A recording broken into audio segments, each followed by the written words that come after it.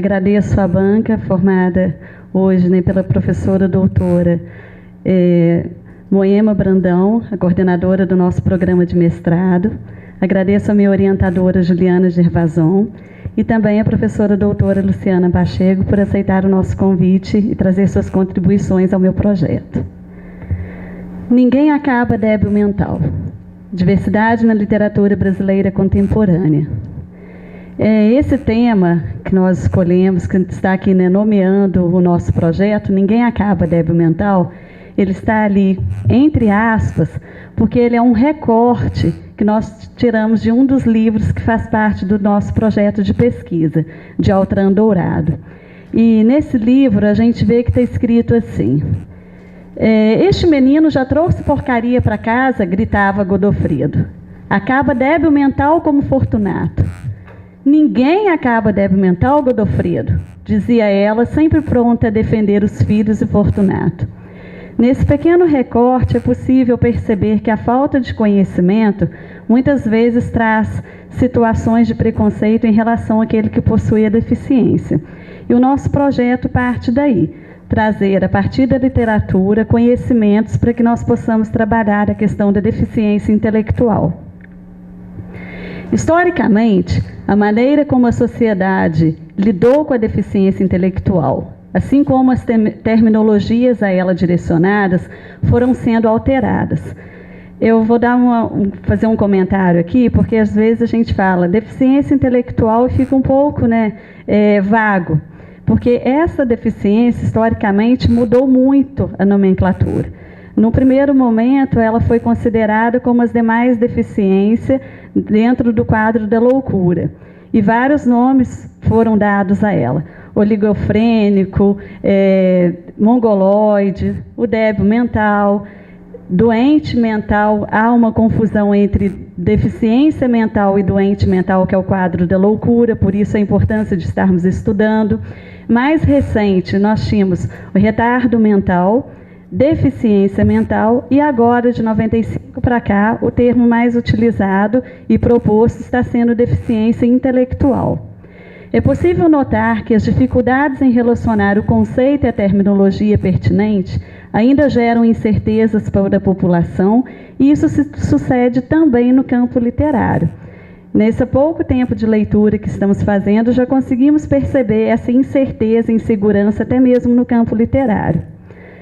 A deficiência intelectual, ela é caracterizada pela limitação significativa tanto no funcionamento intelectual como no comportamento adaptativo, que se expressam nas habilidades conceituais, sociais e práticas. A deficiência origina-se antes dos 18 anos de idade.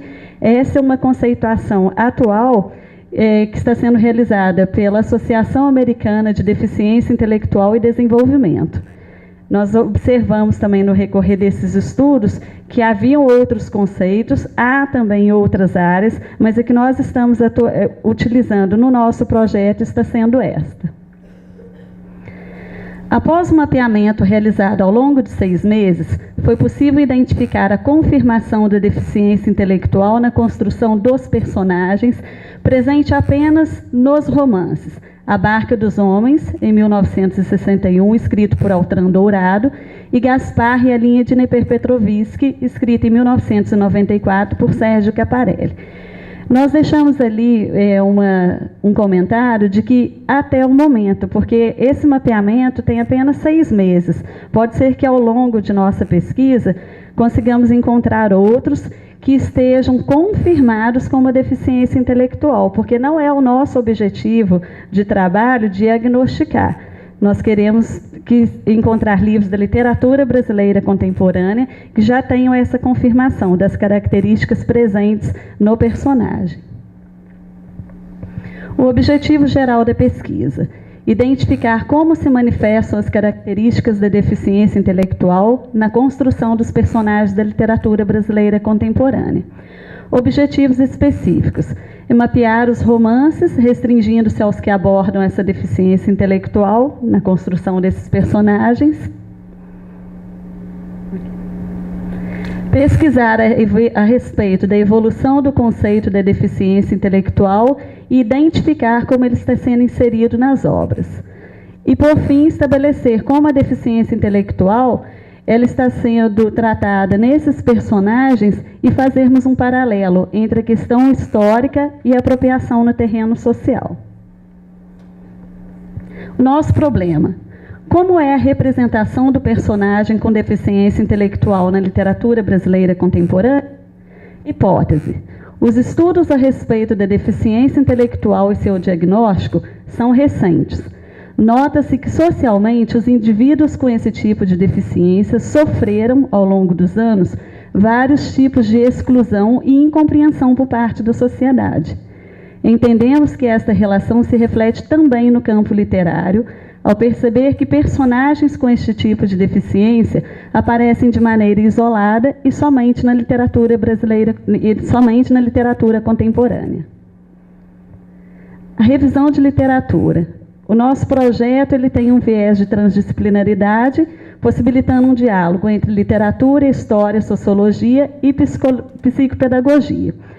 Alguns dos autores contemplados do nosso projeto foram Norbert Elias e John Scottson, no que diz respeito às discussões e reflexões a respeito de estabelecidos e outsiders dentro da sociologia, Regina Dal Castanhe, em relação à diversidade no campo literário, e no terreno da psicopedagogia, foram diversos os nossos teóricos e pesquisadores, dentre eles Maria Tereza Mantoan, Adriana Del e Márcia Plech, por exemplo.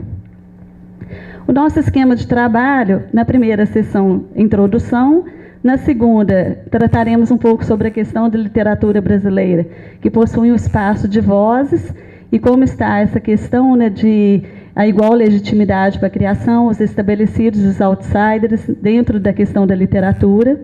Numa terceira sessão, abordaremos as deficiências, os conceitos e o panorama histórico, a importância de nomear os espaços dentro da diversidade e o direito à inclusão.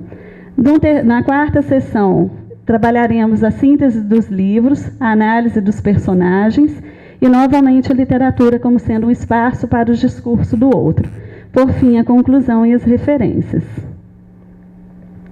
As nossas referências, aí estão os teóricos que embasaram o nosso trabalho de pesquisa nesse primeiro momento, nesse projeto.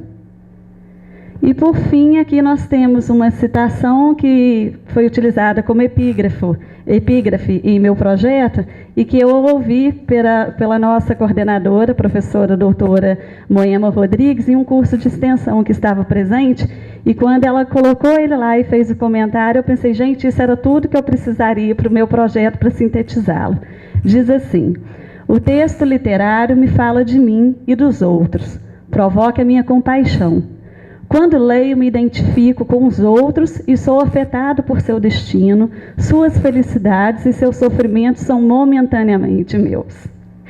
Aí me cabe, né, um pouco de emoção, porque é isso que eu pretendo com a minha pesquisa. Que quando a pessoa lê, que ela possa se apropriar daquela literatura para trazer para si o conhecimento e pensar em relação a esse outro, que para mim tem tanta importância, que é o trabalho com a inclusão. A gente só vai conseguir incluir quando a gente ver o outro como sendo nós próprios. É isso, obrigada.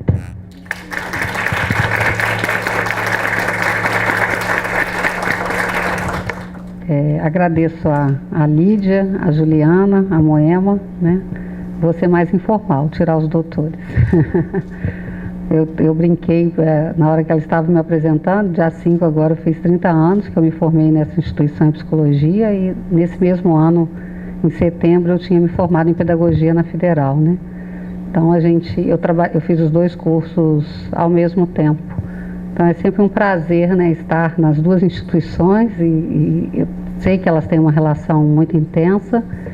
E o SES, né, como eu fui aluna da academia desde que eu cheguei em Juiz de Fora, com 13 anos de idade, tem também uma significação assim, muito grande, né, na minha vida, na minha história. Eu fiz todo o meu percurso, né, de vida escolar aqui nessa instituição. Bom, então vamos ao seu trabalho, que é o mais importante, porque se eu ficar contando causos de 30 anos aqui, vai ser difícil, né? Eu gostaria de parabenizar também a organização do evento, né? Acho que muito interessante a ideia que vocês tiveram de trazer as alunas para discutir e problematizar, porque a gente fica conhecendo todos o trabalho de todos, e isso é muito importante. E particularmente o seu tema, Lídia, é caro a você e é caro a mim também, né? É uma questão que eu trabalho mais do que esses 30 anos de formada, né? Porque eu já era professora por causa do magistério que eu fiz. E assim, é de extrema relevância porque poucas coisas a gente vê, né, nessa discussão dentro da área da literatura, pensando nas questões da deficiência, das diferenças de uma forma geral. Atualmente tem sido mais discutido, mais problematizado, mas não é tão comum, né? Então é um tema bastante relevante. O seu objetivo é muito claro, né? A ideia que você traçou junto com a Juliana é muito clara, as suas hipóteses, justificativas.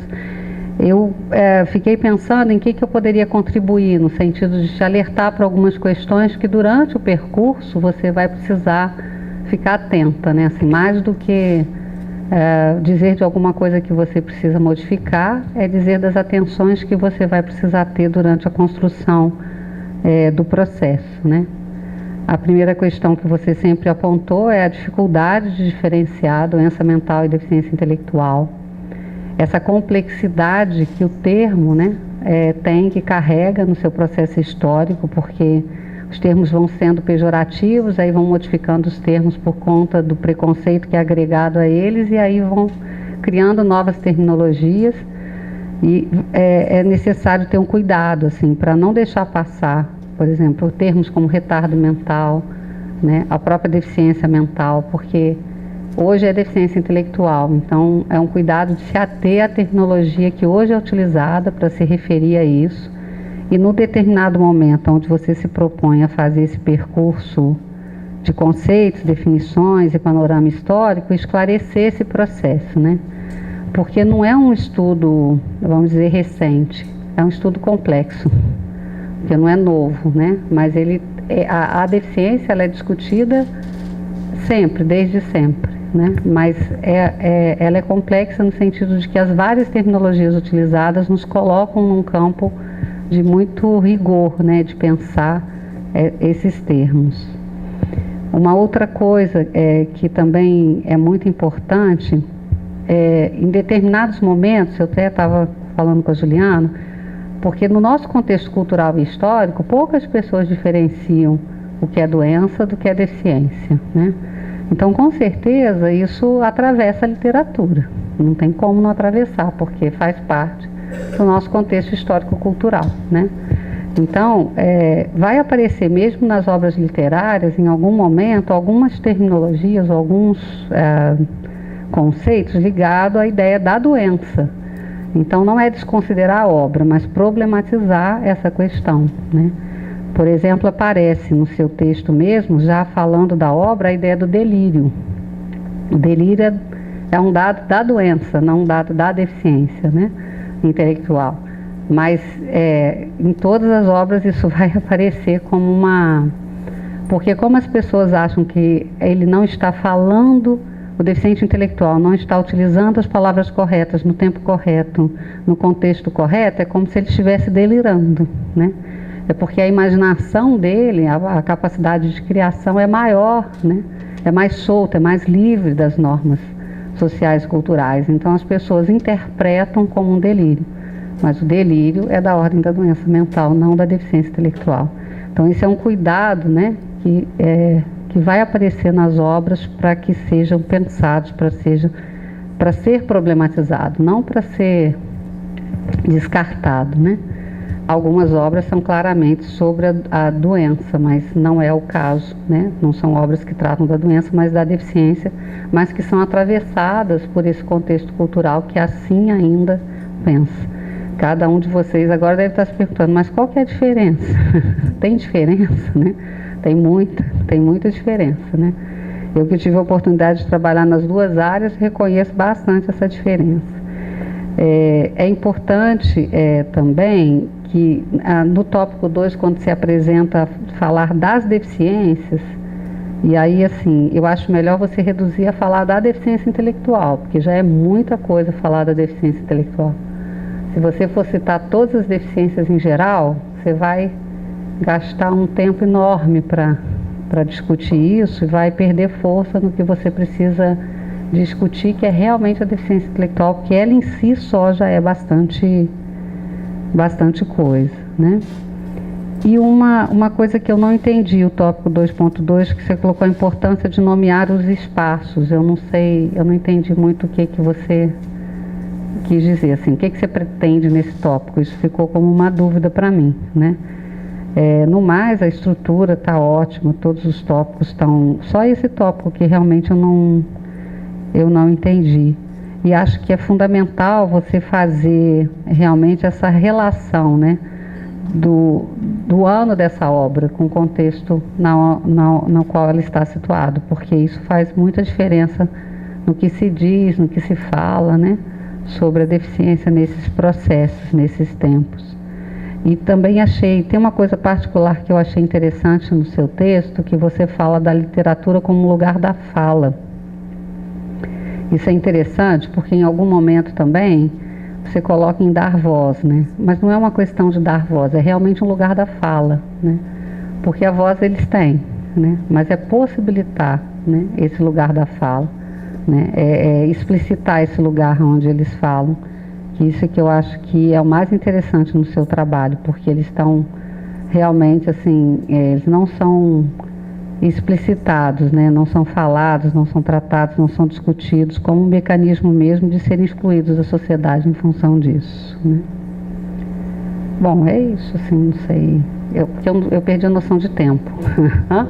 Você está dentro do seu tempo. Tô? Hã? Tem 3 minutos? Bom, deixa eu ver mais o que eu posso falar então. Bom, aí eu trouxe, se você quiser, Juliana, lerem, eu trouxe um livro sobre doença mental, porque é interessante ler para poder, na hora, ficar com a escuta aguçada para diferenciar do que é a deficiência mental. Um livro do Michel Foucault, né, que ele fala de doença mental, ele conceitua.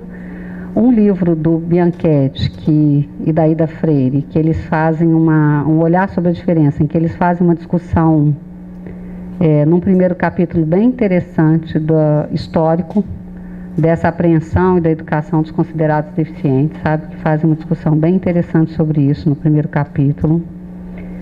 E o livro, não sei se vocês conhecem, da Cláudia Werneck, que é uma jornalista, que fala sobre essas questões. Ela teve uma sobrinha com síndrome de Down, e isso a mobilizou muito. Então, o título do livro já é bem significativo. Ele fala assim: ninguém mais vai ser bonzinho na sociedade inclusiva, né? Porque não é uma questão de ser bonzinho, não é uma questão de caridade, né? Mas é uma questão de realmente considerar uma qualidade de vida, né, para os sujeitos, por quaisquer que sejam as suas diferenças, né? Então ela vai questionando, né, como a família, a escola, a mídia, a literatura, né, podem colaborar para a implementação desse processo. E aí ela dá algumas pistas de alguns equívocos que a gente comete na hora de desenvolver ou de aceitar, né, esse processo na sociedade, lidar com esse processo na sociedade. Acho que eles podem contribuir também para você se imbuir desse olhar para as obras literárias que você está trabalhando com elas. Bom, agora acabou. Muito obrigada, então.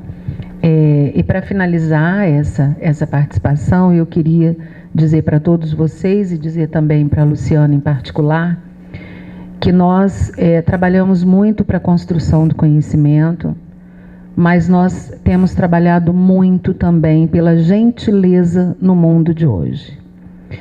Então, ao abrir hoje os meus e-mails de manhã, eu me deparei com uma notícia enviada pelo coordenador da área de Linguística e Literatura da CAPES, Dermeval da Hora, a respeito de uma atitude da Polícia Federal em relação à reitoria e pró-reitoria da UFMG.